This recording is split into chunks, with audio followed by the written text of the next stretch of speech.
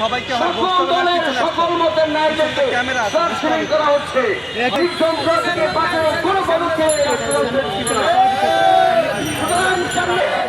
আমাদের বন্যাশ্রী পুলিশটাকে আর তার গড়িতে থাকতে দেওয়া হবে না। আমরা জানি আমরা জানি এই স্বরাষ্ট্র পুলিশটাকে কারা গদিতে রাখতে চায়, কারা গদিতে রেখে নির্বাচনকালীন সুযোগ সুবিধা পেতে চায়, সেই দলটাকে আমরা চিনি। কারা জাহাঙ্গীরের পাশে দাঁড়িয়ে কুসুম কুসুম বিপ্লব করেছে 2 দিন আগে, তা আমাদের মনে আছে।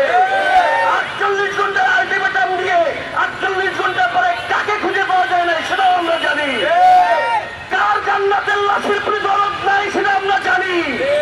তাদের মতো 2-4 সিলেক্টেড পার্সনকে কোনোভাবে সুযোগ সুবিধা দেওয়ার জন্য এই স্বরাষ্ট্র পুলিশটাকে টিকে রাখার পায়তারা করা যাবে না।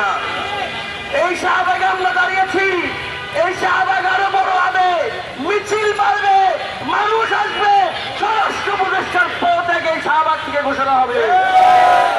বন্ধুগণ, আমান হাদি তিনি মৃত্যুর সন্দেহ সিঙ্গাপুরে পাঞ্জা লড়ছেন, আমাদের বোন জান্নাত যে মৃত্যুর করে ঢলে পড়েছেন,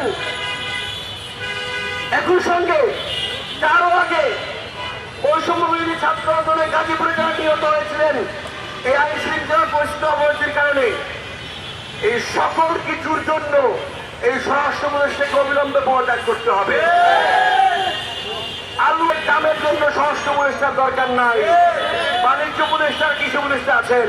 এরকম একজন মানুষ যার ন্যূনতম কোনো সেন্স নাই, সিভিক সেন্স নাই, যার নিরাপত্তা সিকিউরিটি নিয়ে কোনো কনসার্ন নাই, তার মতো স্বরাষ্ট্র উপদেষ্টা অন্তর্বর্তীকালীন সরকারের দরকার নাই। জীবনের সাথে চলে high five all time healthy life. নিশ্চিন্তে খান স্বাস্থ্যকর অল টাইম পান, অল টাইম হেলদি লাইফ।